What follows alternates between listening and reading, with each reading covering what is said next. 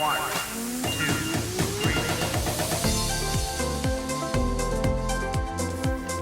오늘 꼭 알아야 할 경제 소식 세 가지. 세 가지 경제 지금 시작하겠습니다. 첫 번째 소식 보겠습니다. 네. 네모 1억 3천만 채라고 나와 있네요. 엄청난 물량인데 어떤 소식인지 한번 확인해 보죠.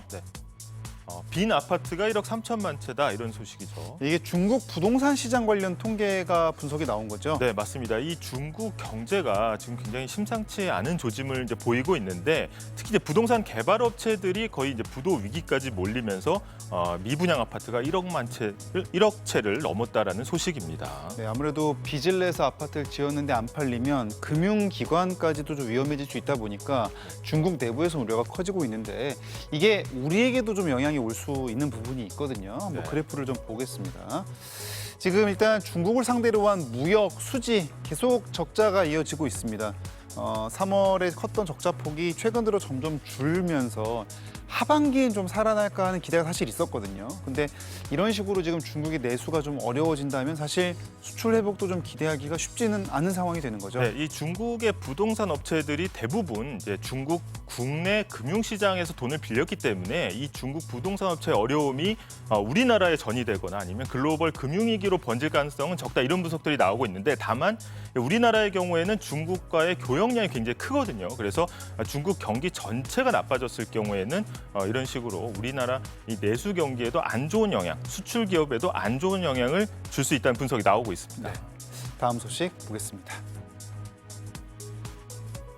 고물가에 줄어든 네모인데요. 네, 어떤 게 줄어들었는지 한번 보겠습니다. 네.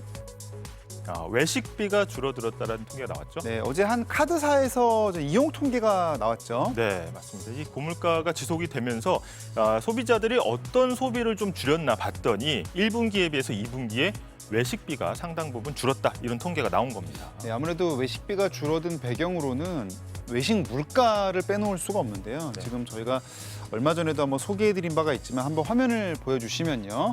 지금 외식비 상승률이 굉장히 무섭습니다.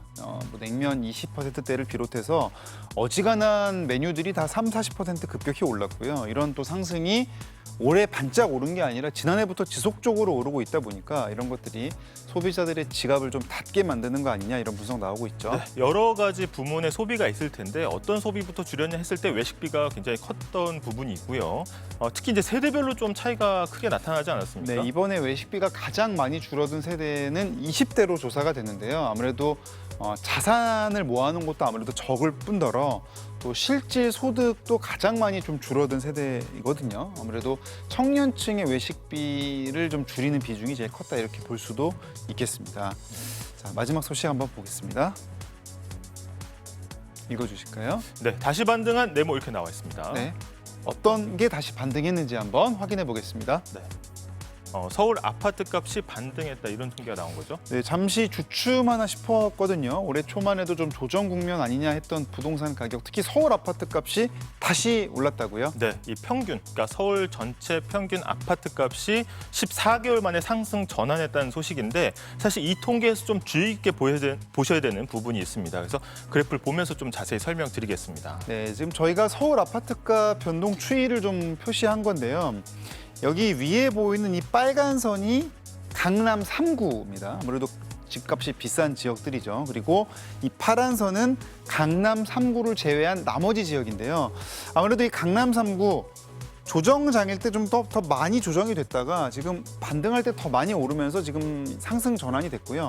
나머지 자치구는 그런 상황은 아닙니다. 네, 맞습니다. 이게 서울 전체를 보더라도 평균적으로는 상승 전환했지만 각 지역별로도 차이가 있다는 거고 이 서울 수도권과 그 이외의 지역을 또 비교를 해봤을 때는 격차가 점점 커지고 있는 것으로 나타났습니다. 네, 아무래도 지금 하반기 경기 전망이 좀 어두운 상황에서 부동산 일부 지역의 좀 과열에 대한 양극화 또 이런 우려의 목소리도 나오는 상황입니다.